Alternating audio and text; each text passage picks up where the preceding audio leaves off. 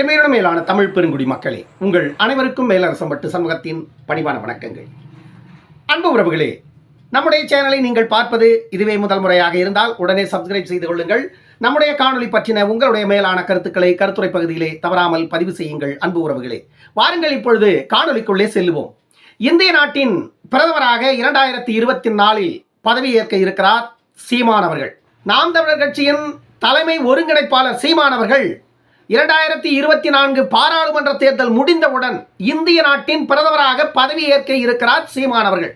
என்ன சண்முகம் இப்படி ஒரு குண்டை தூக்கி போடுறீங்க அப்படின்னு கேட்காதீங்க. 2024 பாராளுமன்ற தேர்தல் முடிந்தவுடன் இந்திய தேசத்தின் பிரதமராக பதவியேற்க இருப்பவர் சீமான் தான். இதை நான் சொல்லலைங்க, தமிழ்நாட்டில் உள்ள ஒட்டுமொத்த மக்களும் முடிவெடுத்து விட்டார்களாம். ஏண்டா உங்களுக்கெல்லாம் வெக்கமே இல்லையாடா பேசுறதுக்கு? அப்பான்னு கூப்பிடுறதுக்கு புள்ள இல்லை. இது வரைக்கும் ஒரு கவுன்சிலர் சீட்டு ஜெயிக்கிறதுக்கு துப்பு இல்லை. ஓடி ஓடி அவன் காலை கையை பிடிச்சி கூட ஒரு கவுன்சிலர் சீட்டு வாங்குறதுக்கு துப்பு இல்லை, வக்கு இல்லை. அவங்ககிட்ட பிச்சை எடுத்துட்டு இருக்கீங்க. உன் கட்சியில் இருக்கிறவெல்லாம் அவன் துண்டை காணும் துணியை காணன்னு ஒரு தேர்தலில் 2 தேர்தலில் 3 தேர்தலில் நின்று என்னை ஓட்டாண்டி ஆக்கி நடு ரோட்டில் கொண்டாந்து விட்டுட்டான் சீமா.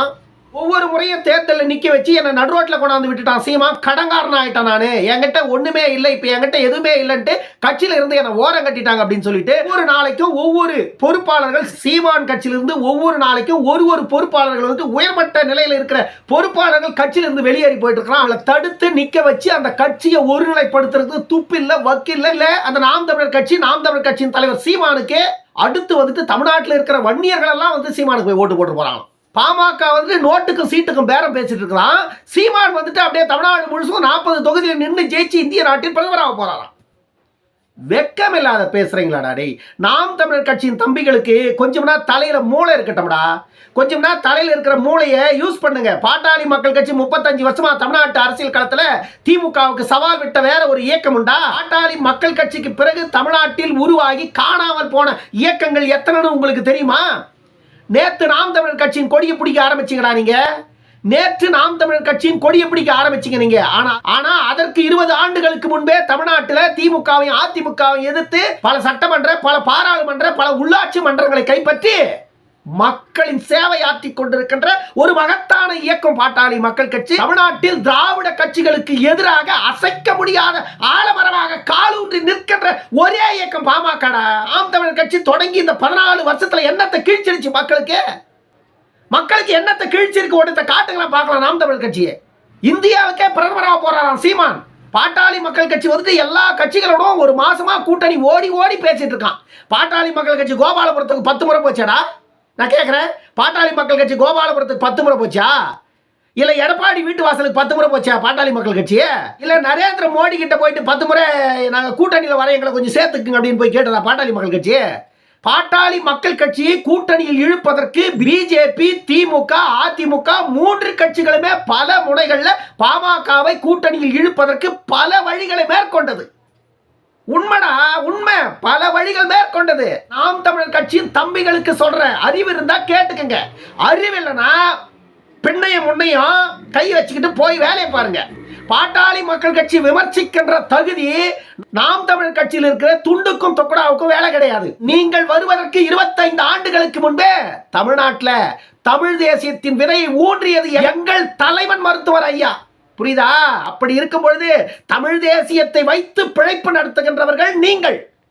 தமிழ் தேசியத்தை நிலைநாட்ட துடிக்கின்ற இயக்கம் பாமக. இதுதான் உங்களுக்கு எங்களுக்கு உள்ள வித்தியாசம். நாம் தமிழர் கட்சி சுயநலத்திற்காக அரசியல் செய்கிறது. அது தமிழ்நாட்டில் இருக்கிற எல்லாருக்கும் தெரியும்.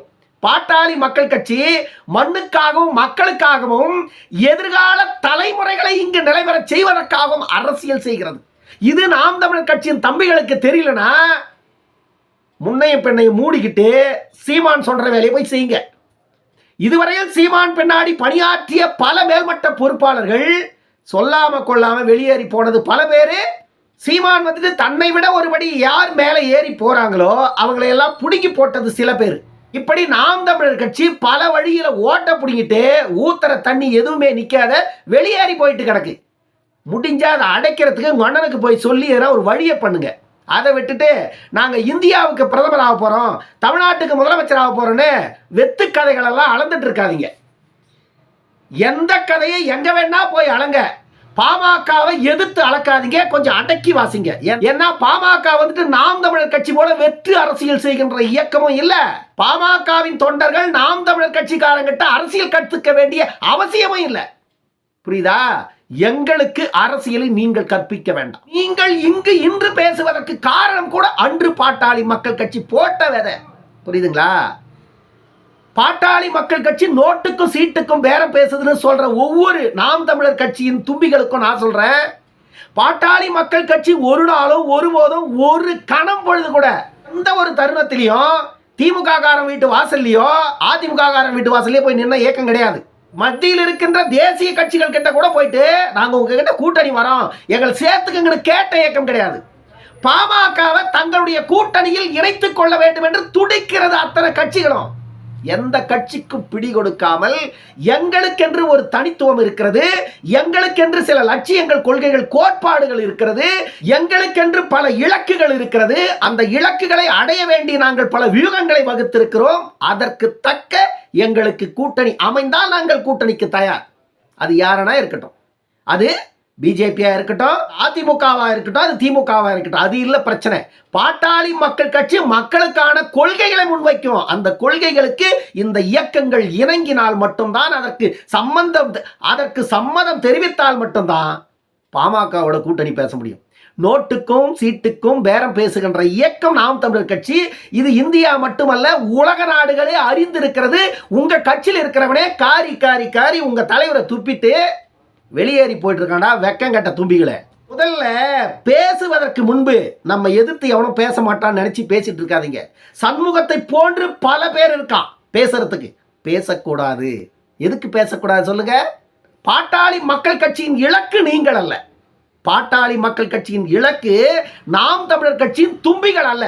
நேற்று பெய்த மழையில் இன்று முளைத்த காளான்கள் நீங்க. உங்களை சும்மா அப்படி புடுங்கி போட்ட முடியும். ஆனால் இங்கு ஊழல் பெருச்சாளிகள் அசைக்க முடியாத ஆலமரமாக வேரூன்றி நிற்கிறது. அதை வெட்டுவதற்கு 35 ஆண்டு காலமாக பல வீகங்களை வகுத்துக் கொண்டிருக்கிறது பாட்டாளி மக்கள் கட்சி. அத்தனை வீகங்களிலும் மக்களுக்கு முடிந்த சேவைகளை ஆற்றிக் கொண்டிருக்கிறது பாட்டாளி மக்கள் கட்சி. அந்த சேவைகளில் வந்த திட்டங்கள் தான் எண்ணற்றவை. 108 ஆம்புலன்ஸ் உட்பட பல திட்டங்களை பட்டியலிட முடியும்.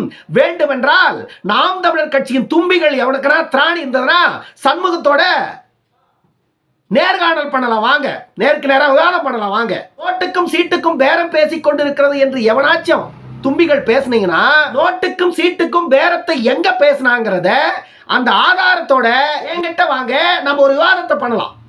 நேருக்கு நேராக என்கிட்ட வாங்க, எங்க பேசிச்சு, எப்ப பேசிச்சு, அதற்கான ஆதாரத்தோட வாங்க, நம்ம பேசலாம். அப்படி ஆதாரம் இல்லைன்னா நவத்வாரங்களையும் மூடிக்கிட்டு வேலையை போய் பாருங்க. உங்க அண்ணன் ஏற்கனவே மேடையில் என்ன சொன்னாரோ அதை கையாளுங்க. அண்ணன் வந்துட்டு மருத்துவர் ஐயாவின் மீதும் அண்ணன் அன்புமணி அவர்கள் மீதும் ஒரு தனி மரியாதையை வைத்துக் கொண்டிருக்கிறார். பாட்டாளி மக்கள் கட்சியின் தொண்டர்களுக்கும் அது உண்டு. அதை காலில் போட்டு மிதிச்சிடாதீங்க. இன்னொரு காணொலியில் சந்திக்கும் வரை உங்களிடமிருந்து விடைபெற்றுக் கொள்வது மேலரசம்பட்டு சண்முகம். நன்றி, வணக்கம் அன்பு உறவுகளே.